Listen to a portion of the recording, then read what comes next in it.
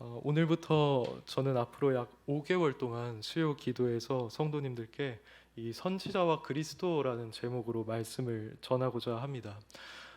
이 설교의 제목처럼 선지자들, 특히 이사야, 예레미야, 에스겔, 다니엘과 같은 대선지자들이 장차 이 땅에 올 메시아에 대해서 예언한 것을 주로 다루고자 합니다. 그 이유는 제가 지난 오후 예배 때 한번 말씀을 드렸던 것처럼 이것을 통해서 우리가 예수님이 그리스도라는 사실을 더 확신할 수가 있고 그리스도가 어떠한 분이신지에 대해서도 더 알아갈 수가 있기 때문입니다.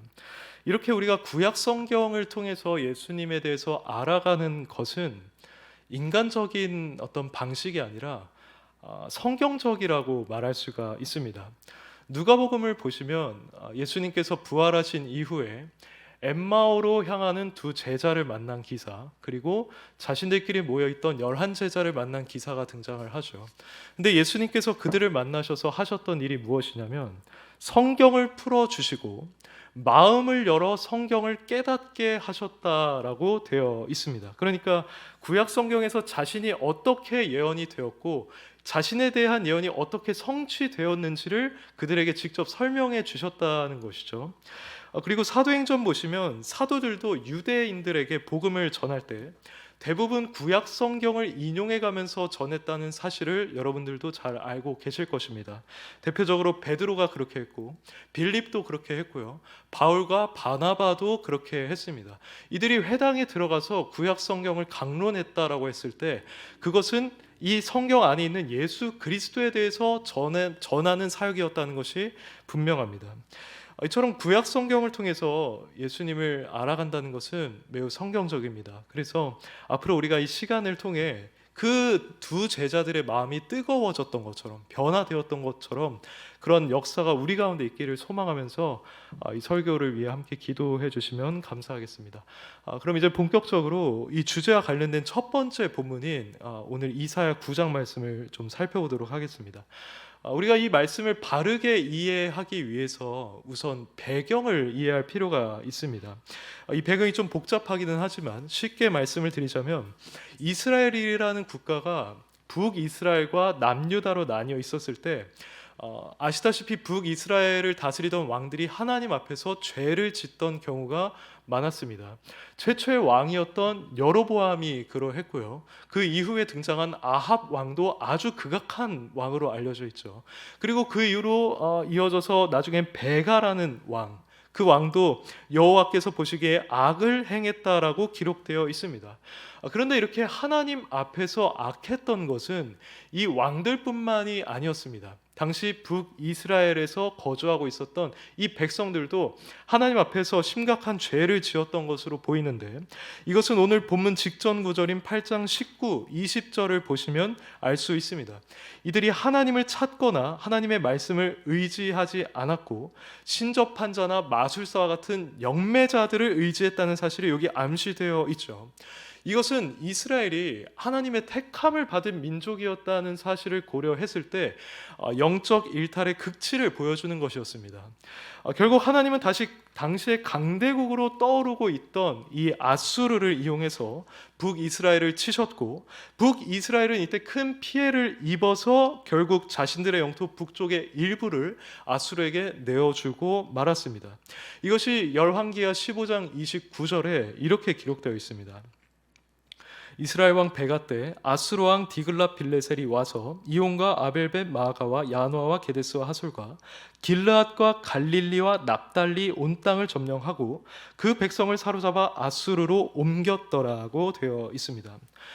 이처럼 하나님의 뜻을 거슬러서 심판을 받고 자신들의 영토를 잃은 백성들의 상태는 비참함 그 자체였을 것입니다. 그래서 이사야 8장 22절을 보시면 이사야는 이런 상태에 처하게 된 것을 흑암에 쫓겨 들어간 것으로 묘사합니다. 흑암이라는 것은 보통 고난, 슬픔, 심판, 형벌의 상태를 상징한다는 점에서 이사야의 이런 예언은 적절했습니다. 여기까지가 대략적인 본문의 배경이라고 할 수 있는데요. 이사야는 오늘 본문 1절부터 갑자기 희망적인 예언을 하기 시작합니다. 1, 2절을 한 번 더 제가 읽어보겠습니다. 전에 고통받던 자들에게는 흑암이 없으리로다. 옛적에는 여호와께서 스불론 땅과 납달리 땅이 멸시를 당하게 하셨더니 후에는 해변길과 요단 저쪽 이방의 갈릴리를 영화롭게 하셨느니라. 흑암에 행하던 백성이 큰 빛을 보고 사망의 그늘질 땅에 거주하던 자에게 빛이 비치도다. 이사야에 따르면 이제 고통받던 자들에게 더 이상 흑암과 멸시는 없을 것입니다. 오히려 이들은 큰 빛을 보고 영화롭게 될 것이고요. 3절 이하에 있는 말씀처럼 그들은 즐거워하게 될 것이고 4절 이하 말씀처럼 압제하던 이방 세력들의 멍해와 압제로부터 자유를 누리게 될 것입니다.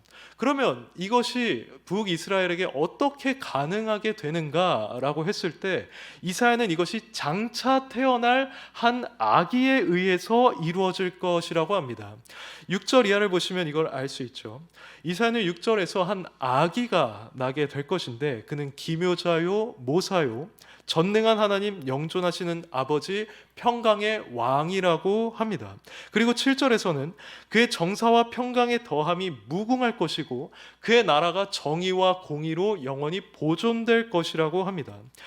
이사야의 이 말을 조금 쉽게 해석을 하자면 이스라엘 백성들이 지금은 아수르에 의해서 억압을 받고 압제를 받는 비참한 상태 가운데 있지만 이후에 다윗의 혈통 가운데 등장할 한 아기가 왕위에 등극을 할 것이고 그의 이상적인 통치 아래서 이스라엘은 회복될 것이라는 말입니다. 이러한 이사야의 예언에 대해서 혹자는 이미 이 예언이 유대 역사 가운데 성취되었다라고 주장을 하기도 합니다. 그들은 여기서 예언된 이 이상적인 왕이 히스기야 왕이라고 봅니다. 그리고 히스기야 때 하나님의 놀라운 역사에 의해서 아수르 왕을 포함한 그의 군대 18만 5천 명이 단번에 멸절당했을 때 이 예언이 성취되었다고 봅니다. 하지만 우리가 본문 말씀과 이 이스라엘 역사를 고려했을 때 이러한 주장을 받아들이기에는 다소간 어려움이 있습니다. 6절을 다시 한번 보시기를 바랍니다. 여기서 장차날 아기는 기묘자 모사 전능하신 하나님 영존하시는 아버지 평강의 왕이라고 합니다. 여기서 모사나 아니면 평강의 왕이라는 호칭은 인간에게도 얼마든지 적용이 될 수 있는 호칭이 맞습니다. 그렇지만 다른 호칭들은 그렇지 않습니다. 기묘자라는 말은 경이롭고 기이한 일을 행하는 자라는 말입니다. 그리고 전능하신 하나님이라는 말도 인간에게는 적용될 수가 없죠. 그리고 영존하시는 아버지라고 하는데 여기서 영존한다는 말은 말 그대로 영원하다는 뜻입니다. 그런데 인간에 불과한 히스기야, 그에게 어떻게 이런 명칭이 붙을 수가 있었겠습니까? 그리고 이사야가 이 히스기야 왕에게 이런 표현을 사용하면서까지 영광을 돌렸을 가능성은 매우 낮습니다. 물론 히스기야는 선한 왕이었고 여러 신앙적으로 수많은 개혁을 이루어냈던 훌륭한 왕은 맞았습니다. 하지만 히스기야 역시 연약한 인간이었다는 것이 성경에 이미 나와 있죠. 그는 하나님의 은혜로 병고침을 받았지만 그 은혜를 보답하지 않았다고 기록되어 있습니다. 그리고 바벨론 왕인 브로닥 발라단이 자신에게 사신을 보냈을 때 자신의 보물고와 창고에 있는 것을 다 보여줌으로써 자신의 교만한 마음과 하나님 대신에 이 바벨론을 의지하려고 하는 잘못된 마음을 드러내기도 했었죠. 그래서 왕궁의 모든 것이 언젠간 바벨론으로 옮겨질 것이고 히스기야의 자식들도 바벨론의 환관으로 끌려갈 것이라는 예언까지 받기도 했습니다. 이것은 히스기야가 결코 이상적인 왕이 아니었음을 우리에게 보여주고 있는 대목입니다. 더욱이 본문의 7절은 그 왕이 가져올 통치 그리고 국가적인 평강이 무궁하며 그 나라가 영원히 정의와 공의로 보존될 것이라고 하는데 이스라엘 역사 가운데서 그 어떤 왕도 이러한 나라를 이루지 못했습니다. 그러므로 우리는 여기에서 예언된 이상적인 왕이 히스기야라는 주장을 받아들일 수가 없는 것이죠. 이와 관련해서 이사야서에 권위 있는 주석가 존 오스월트라는 자는 이렇게 말했습니다. 이 아이는 누구인가? 주어진 그 칭호들은 이 아이가 히스기야와 같은 인간이 아님을 강력하게 주장한다. 북이스라엘 왕이나 유다 왕은 전능하신 하나님과 결코 동일시되지 않았다라고 하면서 여기에 등장하는 인물은 히스기야도 아니고 다윗의 다른 어떤 인간 자손도 아니다라고 했습니다. 그렇다면 여기서 예언하고 있는 한 아기란 누구를 가리키는 것일까요? 이 아기는 바로 유대인들이 그토록 고대하고 있었던 이상적인 왕 메시아를 가리킵니다. 그리고 이 메시아는 곧 우리가 믿고 있는 예수 그리스도를 가리킵니다. 여기에 등장하는 이 명칭들은 예수님께 적용을 했을 때 비로소 그 의미가 통하게 됩니다.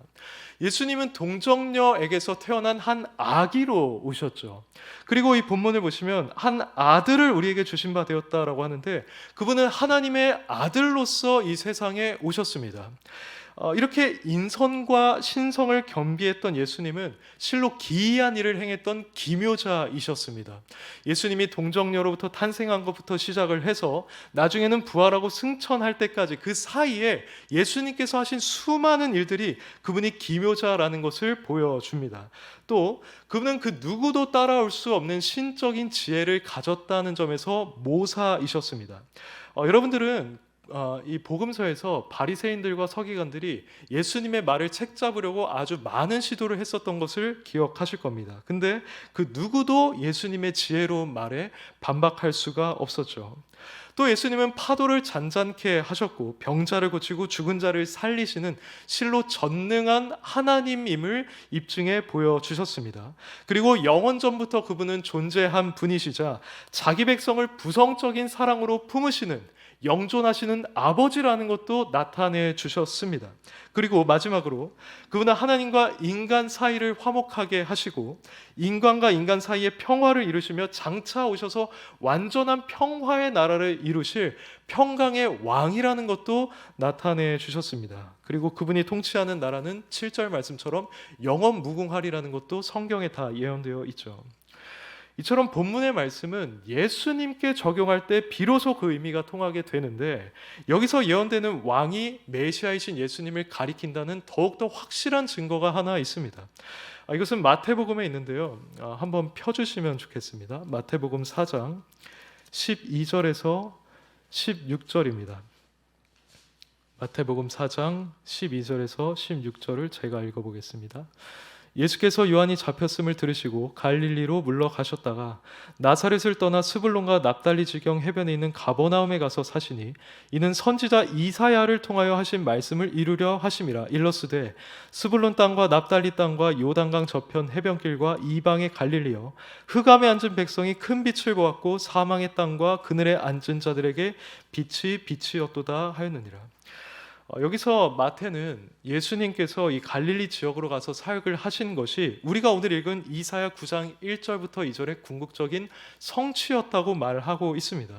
이처럼 하나님의 감동을 받아서 성경을 기록했던 마태가 이 이사야 9장의 예언을 예수 그리스도와 관련해서 이해하고 있다면, 우리 역시도 이사야가 예언한 이 이상적인 왕이 예수 그리스도를 가리킨다고 보아야 마땅할 것입니다. 자, 그럼 구체적으로 이 예언은 예수님에게서 어떻게 성취가 되었을까요? 본래 이사야는 아수르의 침략을 받았던 이 스불론, 납달리 땅의 이스라엘 백성들이 아수르의 억압과 압제에서 벗어나 즐거움을 누리게 될 것이라고 하였습니다.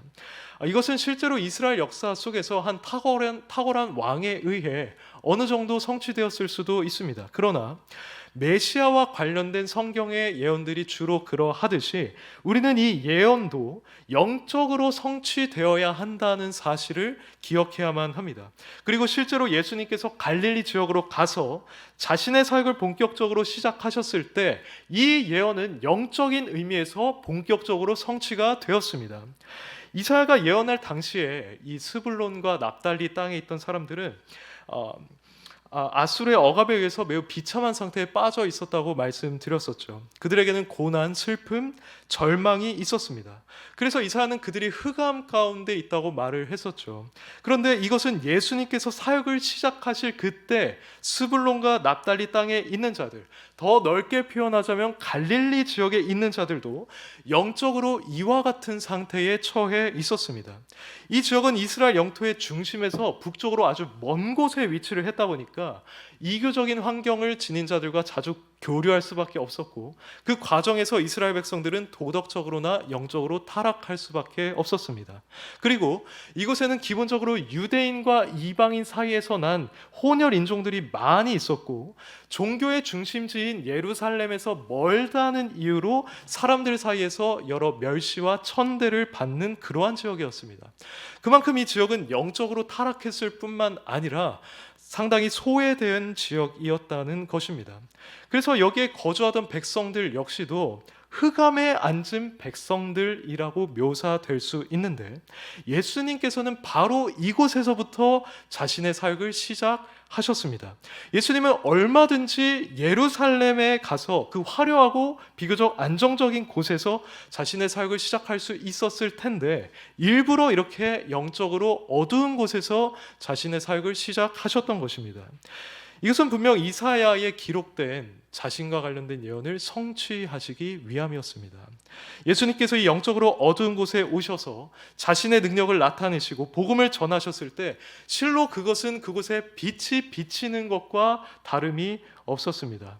본래 어두움이라는 말이 인간에게 적용될 때 이것은 영적으로 인간의 죄악, 불순종, 그리고 영적인 무지, 사탄의 세력 가운데 있는 것을 의미합니다. 그리고 더 나아가서 하나님의 정죄와 심판을 받아서 영원한 고통과 저주, 죽음과 형벌에 처하고 말 상태를 가리키는 것이 흑암입니다.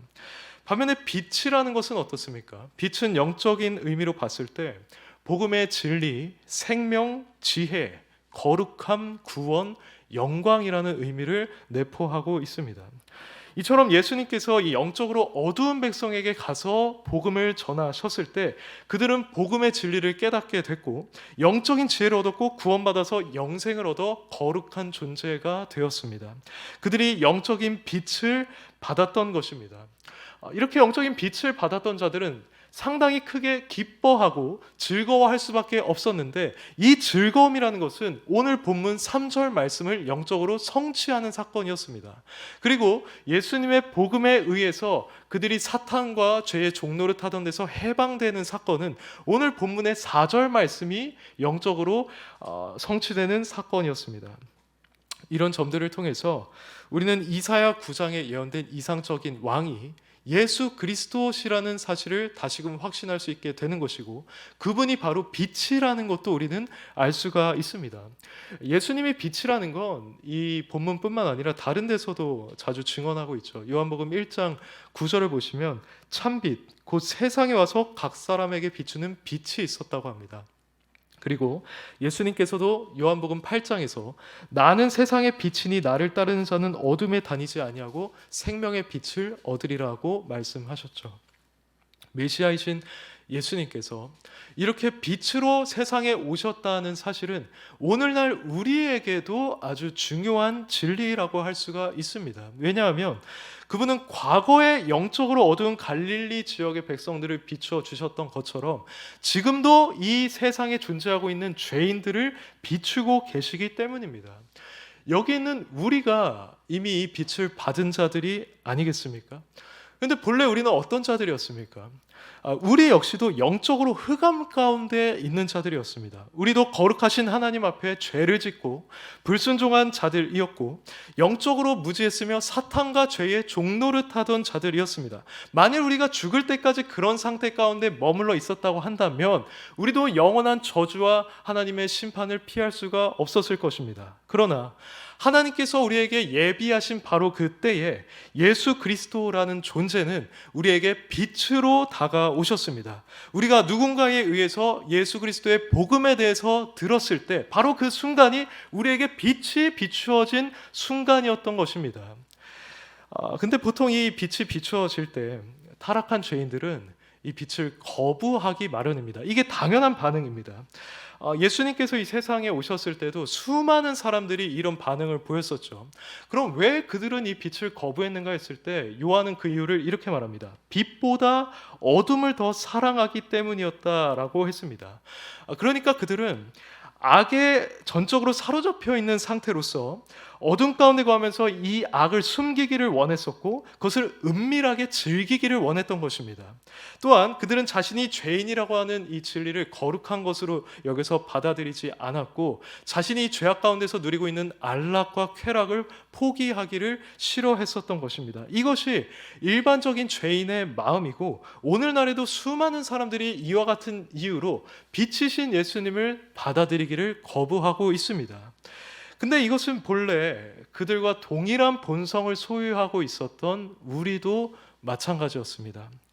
그러나 하나님께서는 이런 죄와 악의 지배를 당하고 있던 우리 마음에 역사하여 주셨고 이 빛을 기꺼이 영접하게 해 주셨습니다. 고린도후서 4장 5절 말씀처럼 어두운데 빛이 빛이라 말씀하셨던 그 하나님께서 예수 그리스도의 얼굴에 있는 하나님의 영광을 아는 빛을 우리 마음속에 비추어 주셨던 것입니다. 그래서 우리 자신이 죄인이라는 것을 깨닫는 동시에 그 사실을 철저히 인정하게 해 주셨고 예수 그리스도와 관련된 이 복음이라는 것이 실로 이 세상의 진리라는 것을 확신하게 해 주셨습니다. 그리고 그 안에서 우리는 생명을 얻었고 영적인 지혜를 얻었고 거룩함을 얻었으며 구원과 영광을 얻게 되었습니다. 골로새서 말씀처럼 우리는 흑암의 권세에서 건짐을 받아 그의 사랑하는 아들의 나라로 옮겨지게 되었던 것입니다.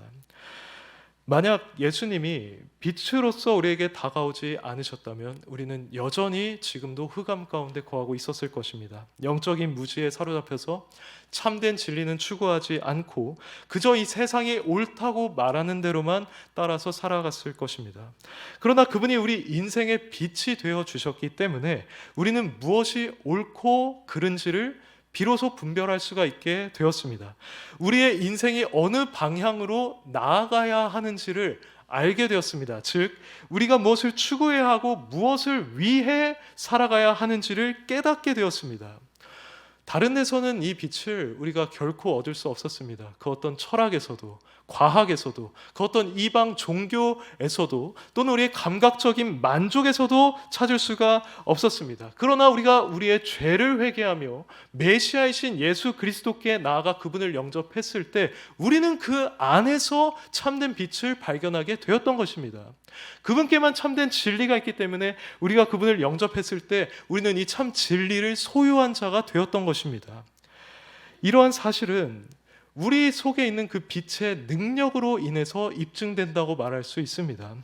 빛이 우리 마음의 전체를 밝히기 시작하자 우리의 생각이 변화되었습니다. 또 그 빛으로 인해서 우리의 마음이 변화가 되었습니다. 이 세상에 있는 모든 것들이 우리에게 새롭게 보이게 되었습니다. 찬송가 중에 나 이제 주님의 새 생명 얻은 몸이라는 찬송가가 있죠. 여기에 보이는 가사처럼 이전에 우리에게 좋았던 것들이 이제는 값 없게 되었습니다. 그리고 산천도 초목도 다 새롭게 보이게 되었죠.